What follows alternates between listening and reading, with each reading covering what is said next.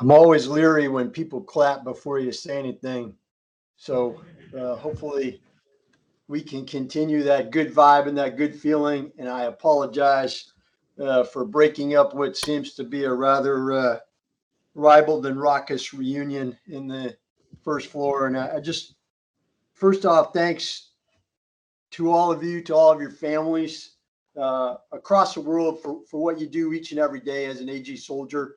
Um, I think we should be proud as a Corps for what we do each and every day to take care of commander soldiers and families and to enable this great Army to do what it does each and every day across all three components. So either right now or at some point in time today, take a minute and give yourself a pat on the back and then move out smartly and continue to the great work that you're doing.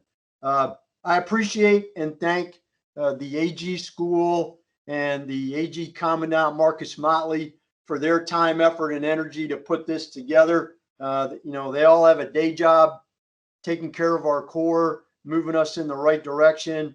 These things don't come off without a lot of work behind the scenes. So I thank you for taking the time, and also for all of you, good morning, good evening, and good night across the world that are dialing in to listen. I'm open and ready and engaged, fired up, ready to take some questions. But I think as we walk you kind of around the directorate, and I'm joined this morning by our great DMPM Sergeant Major Kenyatta KG Gaskins, who's in the other room, also up on Teams, and we'll kind of tag team this. But as we kind of walk you through the directorate, this isn't about, I think, what the DMPM is doing. It's, okay, this is what the DMPM is doing and what you're doing out there, again, to support commanders, soldiers, and families. So, just looking at our retirement services directorate, and I start there because that used to be the Soldier for Life and Retirement Services Directorate. But our great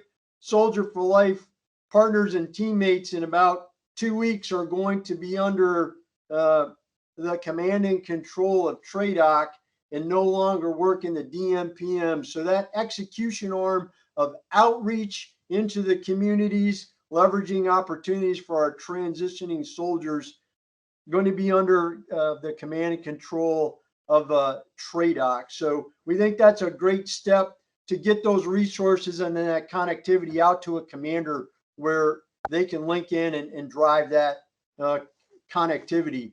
Mark Overberg and the great retiree services team will continue to support across each of our post camps and stations with the transition briefs and providing backbone for questions that come in. But that's a big change in that area. Within our military training division right now, ongoing across the Army, and some of you are probably participating, is the structure and manning decision review.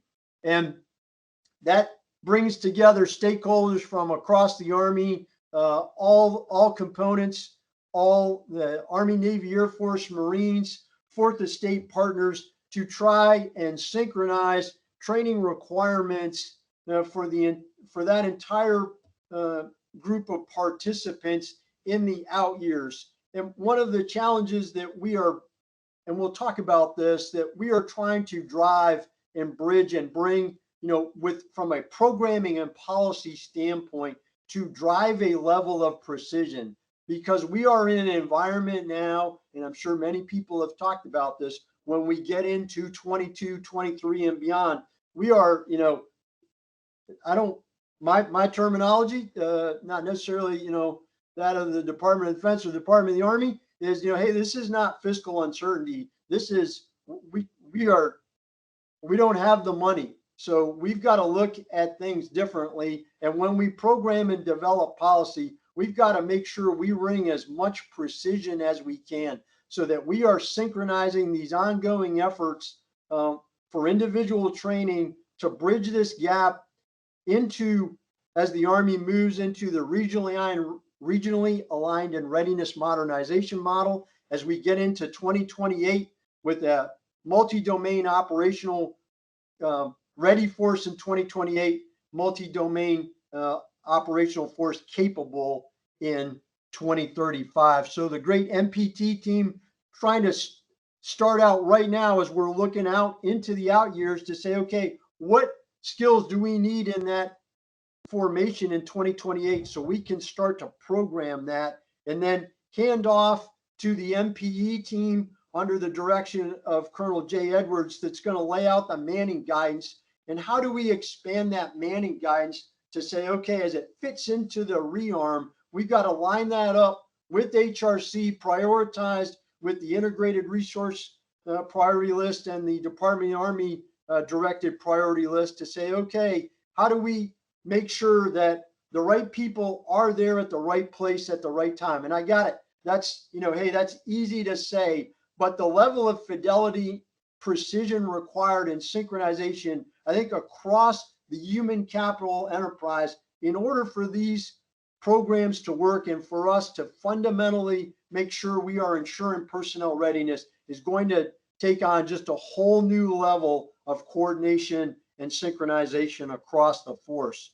Our military command policy under Sergeant Major Jasmine Johnson has done yeoman work with the Soldier 2020 program.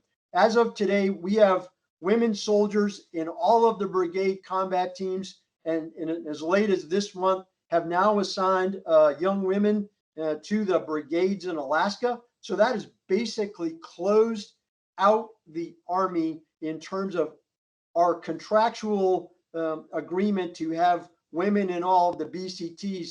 So how do we transition the Soldier 2020 policy into, okay, what does the 21st century policy look like to going to gender neutral assignments? So Sergeant Major Johnson's doing yeoman work coordinating with partners at ForceCom and TRADOC to lay all that out, as well as very detailed metrics back to the Army senior leaders that show the success of this program that started in 2016 and is now bringing us up to where we are today.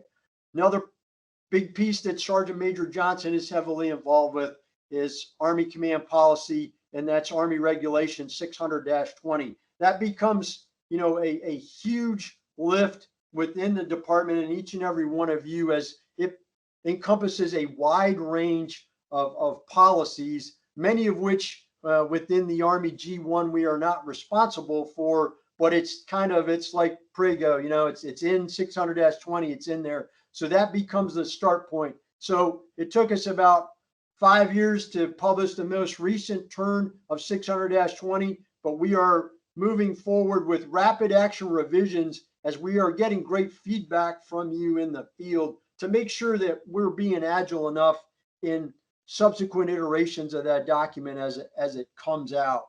Our suitability directorate under Colonel Will Neubauer is working with our teammates at Intelligence Support Command in the Army G2 to look at the consolidated suitability and screening center that handles all of the personnel reviews for personnel suitability for civilians and contractors, and to say, okay, what is a good home for this as this is an execution task, and how can it be aligned to a commander? It's a significant lift, and we have done a lot of analysis working back and forth to make sure that there are no gaps as we do a very important undertaking to make sure that men and women who work in a gamut of assignments ranging from DoDEA schools to daycares to civilian employees that we interact with each and every day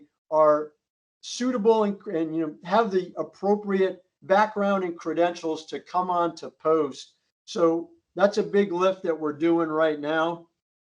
And then most recently in our mobilization division, Mr. Dave Sheridan recently led an Army review of all things mobilization and manning just prior to Labor Day, where we brought in the entire Army, the Joint Staff, partners from OSD to take a look at casualty and replacement operations.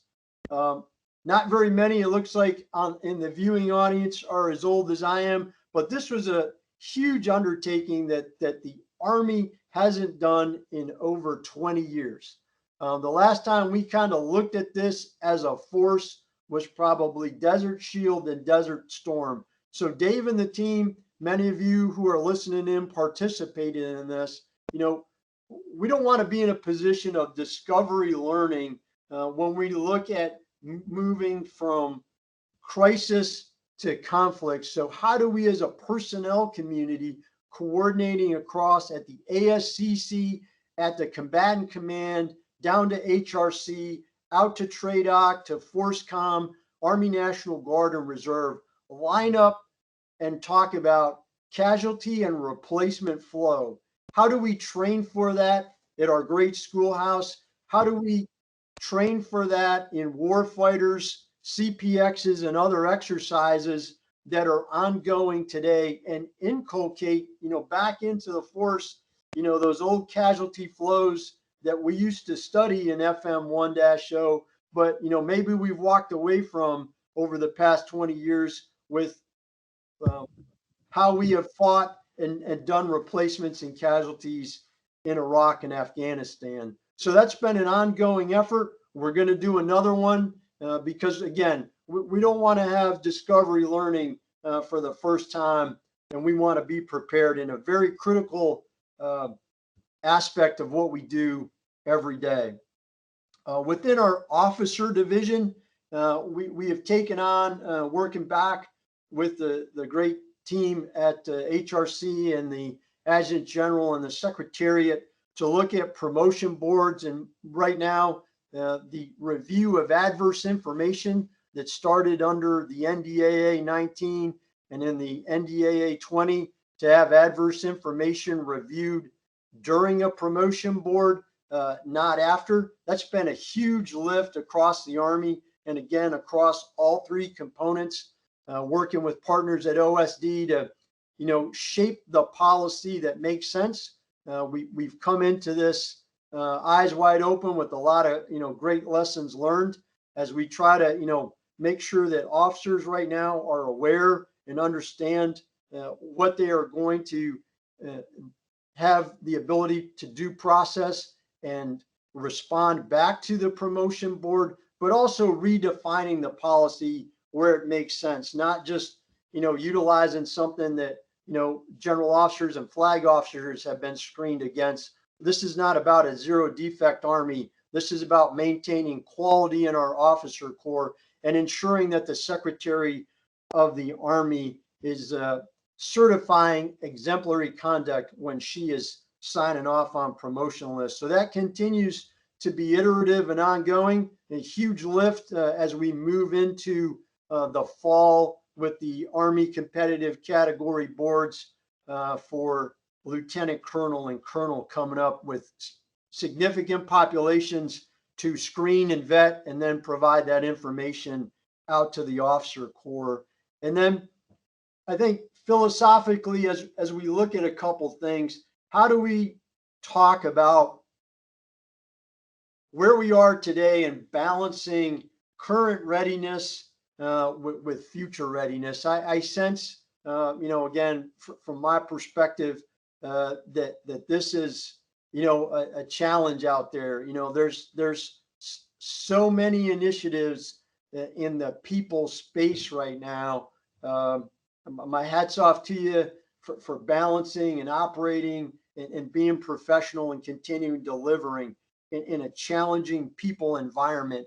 And again, as resourcing is drawn down, we maintain a flat end strength. And as we're moving to this MDO capable force, what does that force look like? What are the soldiers and civilians in the makeup of that force? How are we working back to acquire that in an extremely challenging accessions environment? Mr. Ethan Blankenship, our new director of accessions, tied in with TRADOC, tied in with USAREC, how do we, again, we want to maintain end strength, but in a least, propensed environment that we've seen in over 20 years, working out with our teammates in the Army Enterprise Marketing Agency. How are we driving propensity across America? What are some new initiatives that we can look at in terms of regionally incentivizing, maybe, different skill sets come from different parts of the country. Are we tailoring and ensuring our marketing and bonuses are being effective out there. So because we just can't afford to spend our way out of this. We have got, a finite amount of money when it comes to our accession bonuses. Every dollar counts. And so we've got to be as accurate as we can to ensure that we're bringing in the quality that we need to meet the end strength, but also making sure that we have an eye on these future skill sets and how do we go out and acquire them over the next couple of months. I think the other piece is looking at our enlisted population. What policies and procedures can we put on the table in terms of retention and promotion? We are looking hard right now. We finally got the promotion boards with the OMLs out of the gate. Understand, we've taken away the old promotable status and some of the challenges of manning and looking at, okay, what does sequence number 10 mean at the post camper station level when you're trying to go in and have a discussion with the CSM about managing NCO talent, where are the best fits, moving up to the next rank. But I think we've got the funds in place for the next couple of months where we're going to see promotion rates for the NCOs come up commensurate to where they were, at the start of the fiscal year. So, I don't think we're going to be at 100%, but we're going to be pretty close in most of the skill sets. And then laying out, what we can do in terms of retention. How do we kind of change and shape some behavior during the COVID environment? A lot of hard work from the retention team up here, working with the career counselors across the Army to ensure that we're taking care of soldiers and families. And we've provided a lot of extensions, and that's great for the soldier and the family, but what is that doing for long-term readiness of formations? And how are we, maybe, we need to go back and say, okay, if you're going to extend, we need to bump you out from 12 to 15 months so that the Army's and the unit's getting some return on investment, and we're achieving, some long-term readiness while we're also taking care of the soldier. I think when we're also looking at, what does it mean to be a career soldier? Can we maybe drop the time down from, 12 years to 10 years, and what impact that'll have across the force? But again, making sure that we're taking care of the NCOs, but at the same point in time, we've got a population that we need to have ready to go to meet Army readiness needs. I think finally, we are looking at setting up an Army People Conference in January of 22, similar to the ASARC, the AMGU, and other big forums that drive synchronization and resources. We need to have a forum that we can talk about synchronizing people. So it looks like that's going to be sometime in January, probably third or fourth week in January. We haven't finalized the date, but working back with TRADOC, teammates in the MNRA, to put that on the calendar and make sure that we're getting good participation. We did the Manning rock drill a couple of months ago. That was great.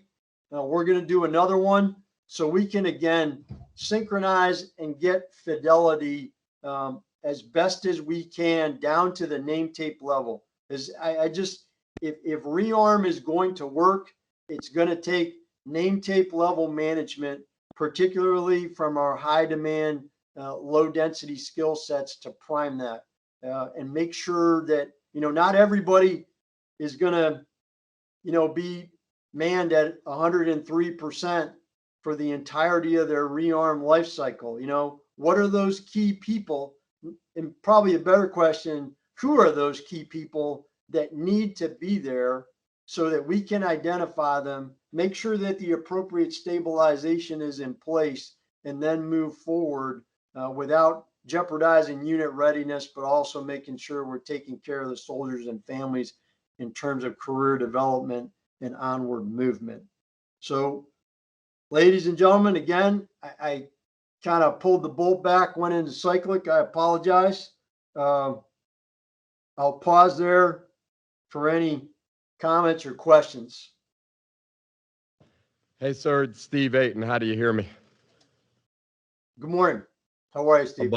Above the rest, being one of the guys who I think is as old as you in this room. Hey, sir, a question going back. It's interesting timing. I was actually looking at some slides for a plans update. I think General Funk's going to get here maybe next week on the Army People Conference. And so one of the bullets I highlighted on this thing, and it's interesting, force modernization proponent for people does not exist inside a TRADOC. I circled that one as I read it this morning. What are your thoughts on that? Not to put you in the spot, but I just wondered who we think that's gonna be if it isn't somebody who looks like AG. Over. Well, I think that's the $1 million question, right? And how do we come to the table with some options? There's all kinds of great efforts across the Army, ending in TF, but how do we synchronize and provide unity of command and unity of effort to do that? I think we've as a Corps have paid a lot of bills in the past that have taken us out of some of these realms. And so how do we, I think, from a proponency perspective, come to the table with some recommendations on who can do that? Just doing the mobilization and manning thing, highlights significant seams and gaps in our own structure, and to manage a core function within the AG Corps. So I think it's going to be a great discussion. I personally, I think that's space that as AG professionals, we need to make a pitch that's if it has to do with human capital, that's ours. But that's, yes, sir, one person's opinion.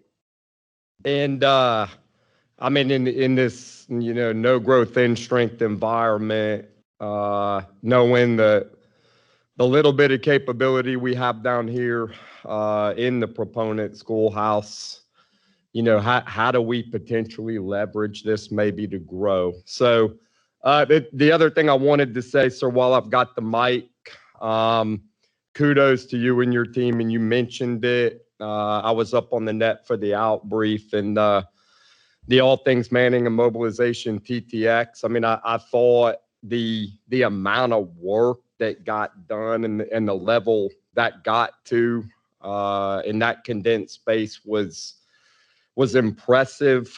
And I think there's a lot of opportunity to nest here with the efforts that I think Marcus and team are working. And I'll sit down here in a second. I think it kind of dovetails to something that does keep me awake at night, and you mentioned it too. And just for the group here as we go into breakout sessions, but waypoint, aim point force, the really small number of people, just based on the way we're set up, who are actually kind of tracking the way the Army's going in terms of penetration divisions, joint forcible entry divisions, div cab squadrons, protection brigades, multi-domain task forces, and I could keep going. And kind of how we as an HR community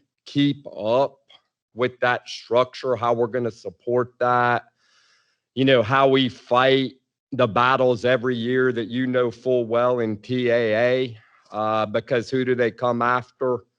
HR, finance comptroller. We live that dream every year.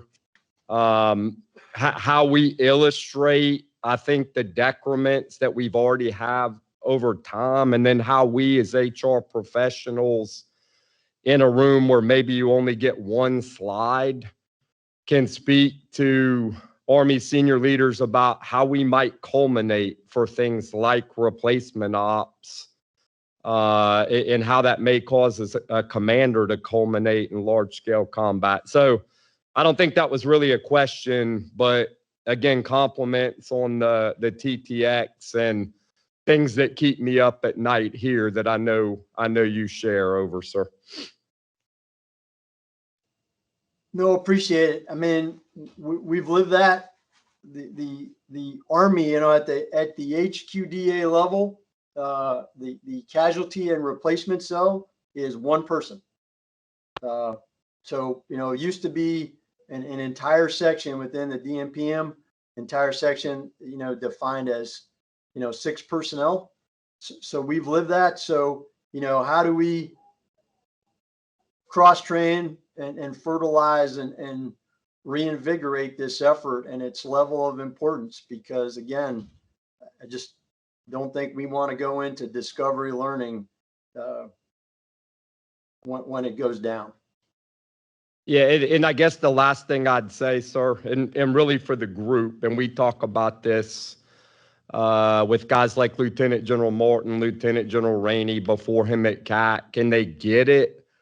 But until we drive this into MCTP warfighters to the point that you culminate, right? Because you can't keep up with the level of casualties and replacements, then I really don't think we get to that profound moment, where this hits home. But I know we'll keep working out on this end. Hey, thanks, sir.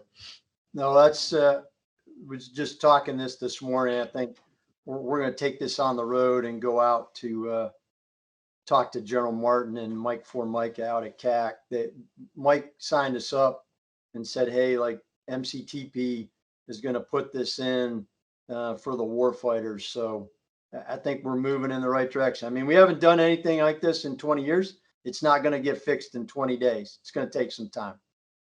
Yes, sir. Thank you. You're welcome. So, hey, sir, I'll also throw out a shout out to, you're in the position where on any given day, the influence is amazing in terms of what you do in scope and depth to support readiness, and to Colonel Edwards and his team. Of course, I deal with them daily and they're just amazing.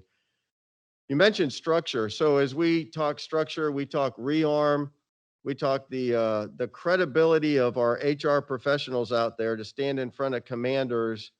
One thing that as we go through the many initiatives is that the department sometimes is our own worst enemy when it comes to things like structure. So I know you know this all too well, but for the G1s out there, when they're looking at the commander and the commander's asking why he doesn't have something, a lot of times we are always fighting decisions in the building. So from your chair, your position and perspective, you look at, we have dates that are in September and October, and yet we don't have a decision on whether or not that unit is a go or not. And you talk about the future. So end strength, where we're going or where we're not going on end strength, future force structure. And again, things that we can do across the enterprise that lends to credibility of our G1s, S1s, and the rest of their teams so that commanders see us as value. So that was a lot, but sir, any perspective on that would be great. Thanks, sir. On structure, timely, I think we need to, from this perspective, have the conversation as to what can be realistically achieved and what does E-date mean? What does IOC really mean?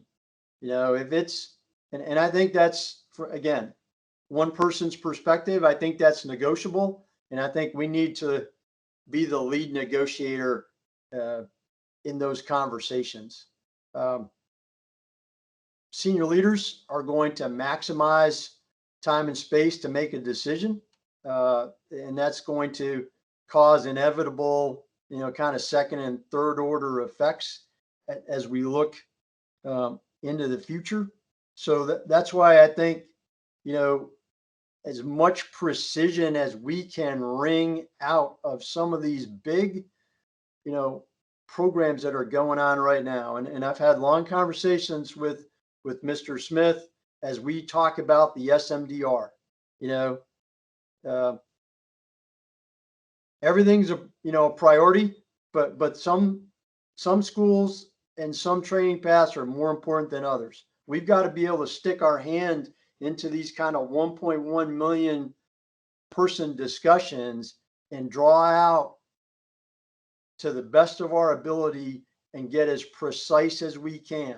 We're not always going to get it right, but we need to probably identify 5 or 6 things that we just can't get wrong and hedge our bets accordingly.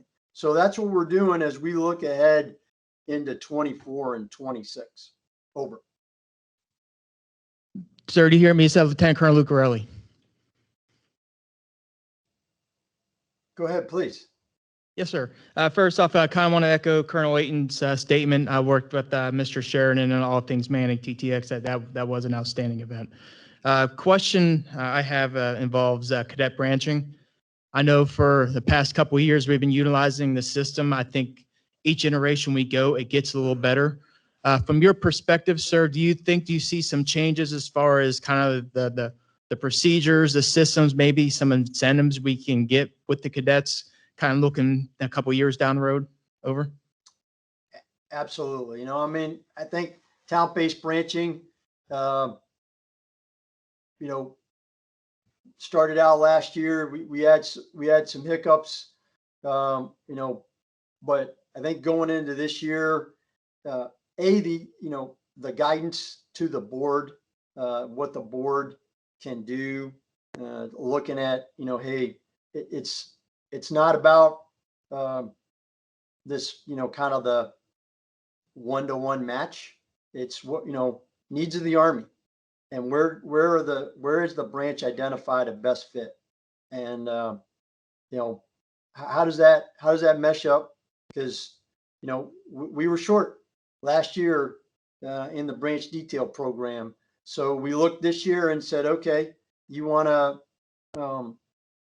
volunteer for branch detail? And we'll still keep it all voluntary, but we're going to be able to work the algorithm where that volunteer, for the branch detail factors into the algorithm, and kind of the way the math will work out will bump up. So you want to sign up for Bradso's, same kind of thing, so that's in place.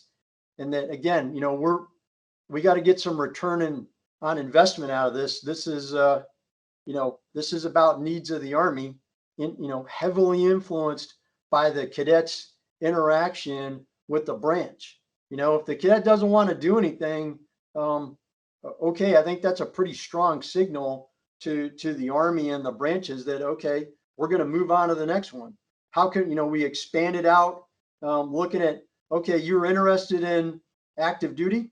So, okay, here's all the cadets that are interested in active duty, so that we've got the widest aperture possible for all of the branches to take a look at, because from one to end on that, OML, it's kind of paper thin as to, who's on the top and who's on the bottom. All the cadets that are, coming out, they've been certified by our cadet command that they're ready to go be second lieutenants. So, let's let the branches get in there and get a big vote as to who it should be. So we're, providing the true one-to-end list of candidates for everyone to consider. Over. Thank you, sir. Thank you. Sir, let me prime the pump because I'm gonna not let you off the hook. I need a couple questions in the room. We got General Stitt, huge portfolio, tremendous advocate for us, making sure that we're enabled in the field. All the policy levers. I think you should ask questions if you don't understand. Now, present, future. Ask the questions. There's no dumb question. This is our conference, and so you gotta ask them. Cooksey. You can Sir, ask this some is Jennifer cross-component Glenn. questions. Okay. Glenn, 30-second AAMDC. I do got a question since they brought up the cadets. Sure. And since we talk about talent management, have Mhm. we ever thought about trying to align some of the cadets with their majors? So i.e. those folks that have actually majored in engineer and would like to do engineer, would they be able to go in the engineer branch? Or if they major in something that coincides with one of our 16 basic branches, I think sometimes you'll get some folks that will actually go there, but I know when I came in, a lot of folks that majored in certain areas that align to the Army 16 basic branch, they normally didn't get. And so they did their best that they can in the branch that they was assessed into. So have we thought about that now that we're looking at talent management? Absolutely. Great question. So as part of the data set that goes out to the 17 basic branches plus EOD, they see the entire gamut of what a cadet does on campus, from their academic major to cognitive, non-cognitive tests. And I think over the past 2 years looking at, I apologize if I get this, I'll try and get us in the ballpark here. Looking at West Point and ROTC combined, I think they were over 90% of the cadets that came in to engineer branch specifically had a STEM degree, and it may have even been closer to 95%. So absolutely. Again, we're trying to, give the full 360 to all the basic branches when they're out and engaging, and also provide, the opportunity for the cadet to explain to each of the branches as part of this process. Over. Hey, sir, this is Colonel Edwards. Good morning. Oh, sir. I think it would be good for the group if, with the emphasis that we've spent on readiness and the changes in the Total Army Readiness Review and then the strategic readiness tenets, to maybe just highlight some of those improvements and then how we're overall assessments are being made and the focus that we're and trajectory that we're taking over the next, several months with the secretary. I think would be very beneficial for the group. Good. All right. So it's always awesome. Total Army Readiness Review.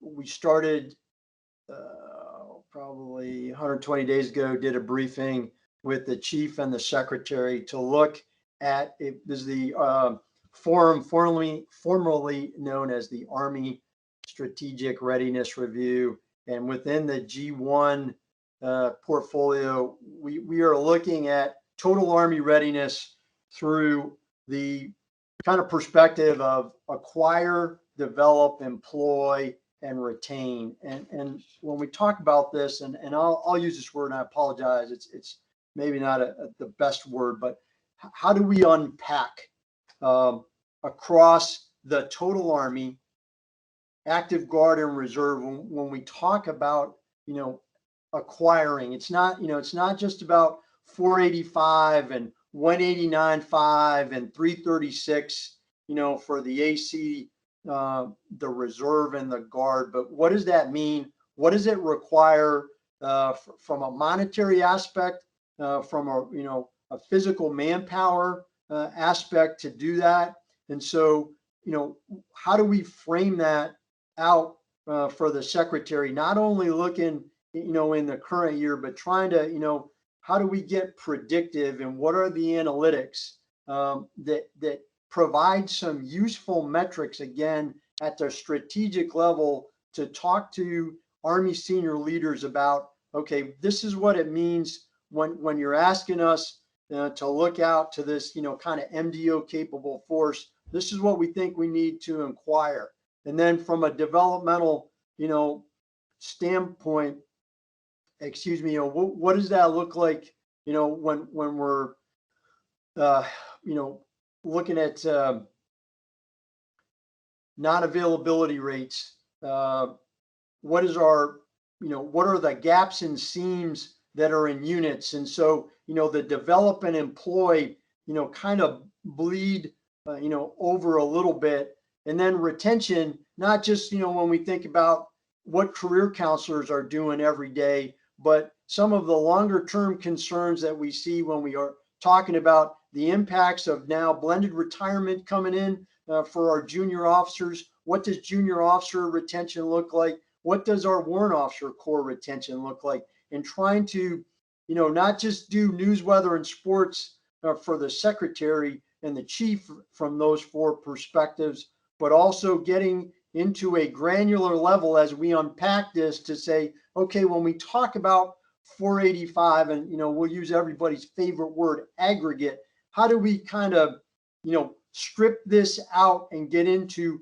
there are some core kind of issues that arise when we look at strategic readiness, be it from a resourcing, be it from a funding, acquisition, those kind of things. So, across, MPE with Jay Edwards, MPO, Terry Brannon, a lot of work as we're looking in with the G3 ops team up here to, get to a strategic readiness perspective, while also, okay, now we're going to also be able to entertain and talk about, okay, tactical readiness. What does it mean when we don't have a 12 Papa in a unit, or we don't have a 255 November? We're never, we're ready to answer those questions, but again, trying to frame this at the strategic level.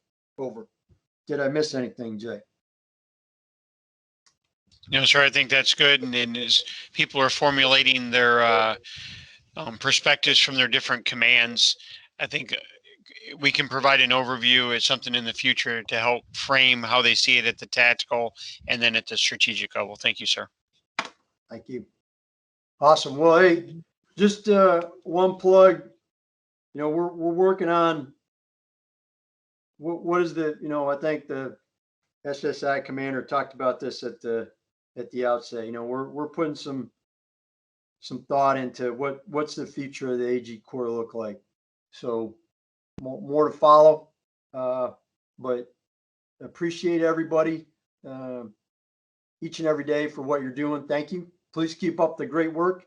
You ever want to talk, you got a question, you got a comment, a concern, please don't be afraid. Reach out to me. I'm the only Douglas Stitt on whatever global we are on today. I'm happy to respond, and honored and humbled to serve with each and every one of you. Thanks for what you're doing. Please have a great Wednesday.